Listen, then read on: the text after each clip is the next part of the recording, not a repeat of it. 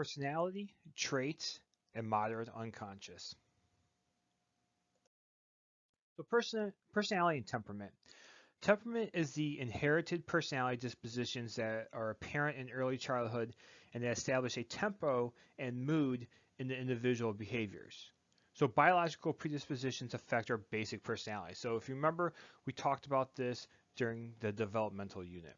All right, so temperaments are biological. So trait theory is, we talked about nature and nurture, and we talked about personality as a little combination of both, but this is the more nature side of it, right? The inherited side. So you're born with certain traits. And, as we talked about before, your temperament, those are inherited. And then based off your, experiences in the world, that kind of shapes your personality. So traits and personality. Traits are stable personality characteristics that are presumed to exist within the individual and to guide his or her thoughts and actions under various conditions.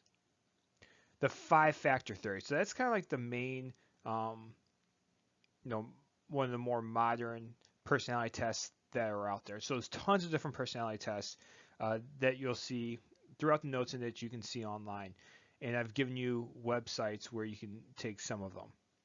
So the five-factor theory is a perspective suggesting that personality is composed of five fundamental personality dimensions: openness to experience, consciousness, extroversion, agreeableness, and neuroticism. So there is a chart that goes over all of these in your book, so make sure you are familiar with these five and just kind of like what they mean. So the five-factor theory, how can you remember the five? So if you remember the acronym CANOE or OCEAN, OCEAN works as well, you can remember the five-factor theory. And so each one, like when you take the personality test for five-factor theory, which there is one on psychcentral.com/quizzes, so each one there's like kind of like a positive and negative side. And so it's like, where's your personality fall in each of these dimensions? So the first one, conscientiousness. Here we're talking about, are you organized or are you disorganized? Are you careful or are you careless?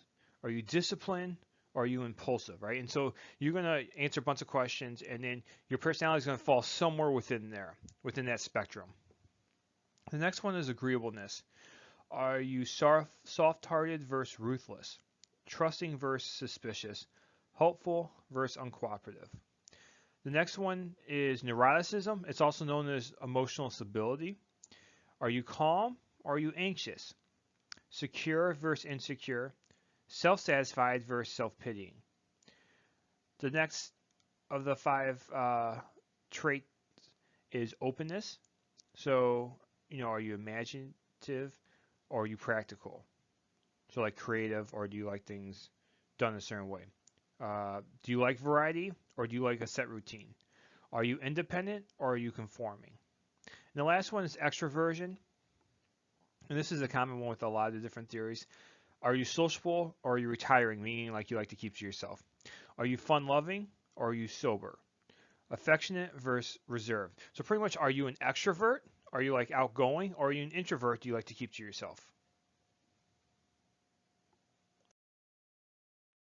Temporary research, the trait perspective. So Gordon Allport helped develop the trait perspective after interviewing Freud. Freud was interested in finding hidden motives, even of the interviewer, Allport. So, and this is one of the reasons a lot of neo-Freudians broke away from Freud, is he always felt himself kind of above everyone else. And so even while he's being interviewed, he's analyzing the person interviewing him, who was Allport. This led Allport to define personality in terms of identifiable behaviors, became more concerned with describing behaviors and explaining them. So that's key. So this theory, and what he does, they're just describing behaviors, right? They're not explaining where your personality came from, they're just describing it. So trait. A trait is a characteristic pattern of behavior, a disposition to feel and act as assessed by self-report, inventories, and peer reports. So a lot of times when we do like your personalities and these traits, it's self-reported. Like, like if you guys go online and take one of those personality surveys. Allport and his assistant Albert counted all the words that could describe people and got up to 18,000.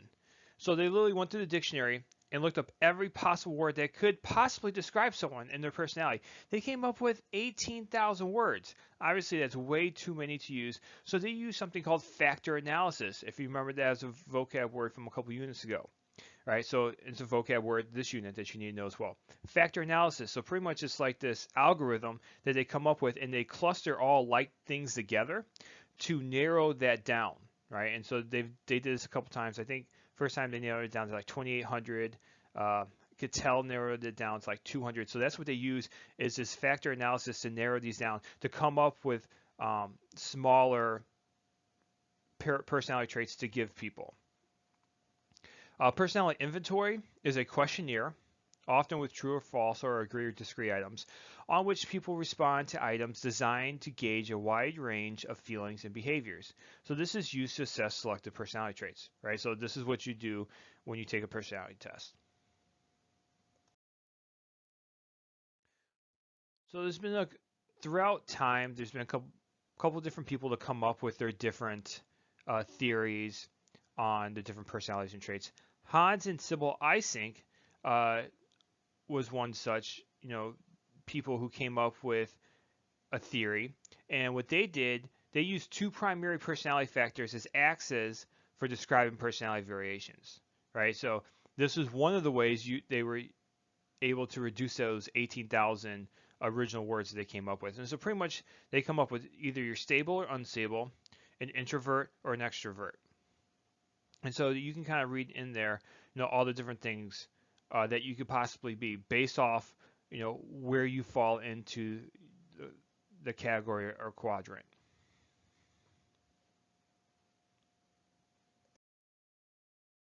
So the Myers-Briggs type indicator. So this is one of the more popular ones out there. I know some teachers even use this in their classes.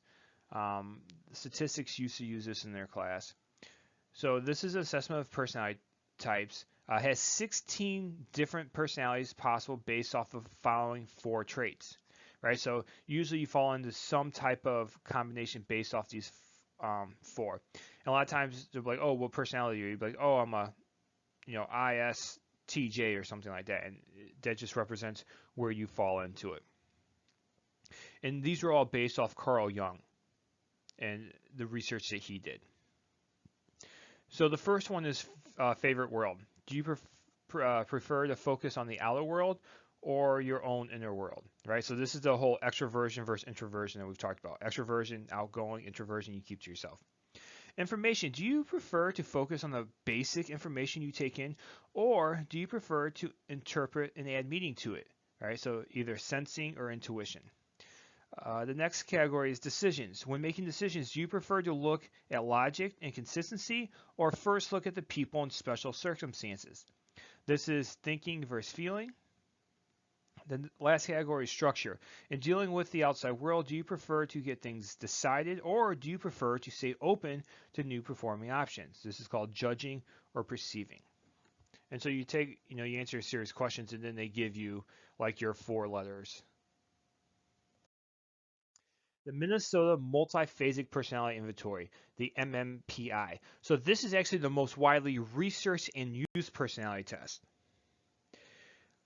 So originally it was actually first developed to identify emotional disorders, as you'll see on the chart graph on the next slide.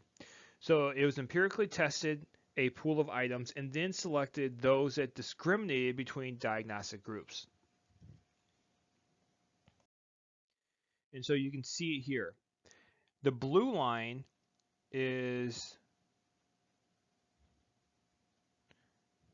before treatment. The red line is after treatment, right? And so here are the scores. So anything from here over is the clinically significant range, right? So meaning that you should, be getting help on it. So the blue line is before treatment. The red line is after treatment, which shows that treatment worked for most of these, except for paranoia. That's the only one that went up a little bit, and hypomania, which is overactive, excitement, impulsive. And then if you look underneath it, it shows what each of these mean. So like in the 10 things they were looking at, like a hypochondriac, right? So this is where like you think like every little like thing is going to kill you is worse than it actually is. Like you're going to bleed to death from like a cut. Depression, pessimism, hopelessness. Hysteria is used as symptoms to solve problems. Psychopathetic, deviancy, so disregard for social standards. So you don't quite get social behaviors, very odd. Masculinity versus femininity, interests like those of the other sex. Paranoia, delusion, suspiciousness. Psych anesthesia is anxious, guilt feelings. Schizophrenia, withdrawn, bizarre thoughts. That's where you like hear or see. You have other pretty much hallucinations. You see and hear things that aren't really there. Hypomania, we talked about overactive, excited impulses. And social introversion is where like you have extreme shyness, inhibited.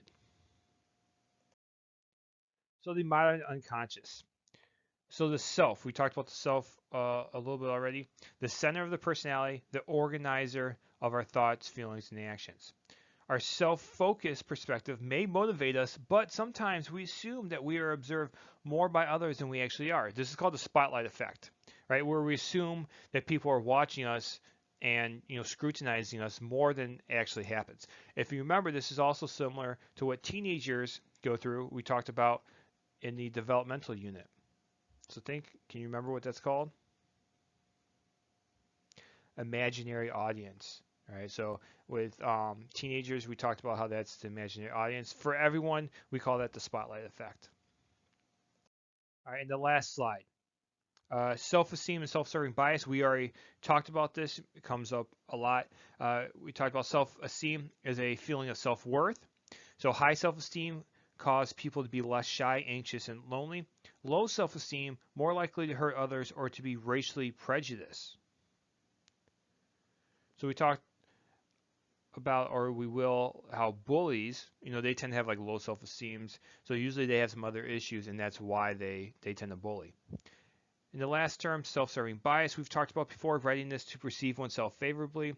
So people accept more responsibility for good deeds than or bad, and for successes than failures. So we talked about like in sports how when things go well, you want to take all the credit. When things go bad, you always want to blame someone else for not performing. Most people see themselves as better than average. So do you think you're better than average? Most of us do. Right? 90% of college professors and business managers rate their performance as superior. Just wait till you get to college. There's going to be a lot of good ones, but there definitely will be a lot of bad ones. 90% of them are not superior. Right? 1% of people rate their job performance as below average. All right, so that's impossible. Not everyone can be average or above. It's just, otherwise we'd have to redefine what we consider average. So average is average. Above average is better than the average person. We can't all be better than the average person. It's just not possible, right? By the definition of what average is. But yet we all, or not all of us, but most of us tend to think we are above average, right? So that's self-serving bias is just where we see ourselves more favorably than what we probably are.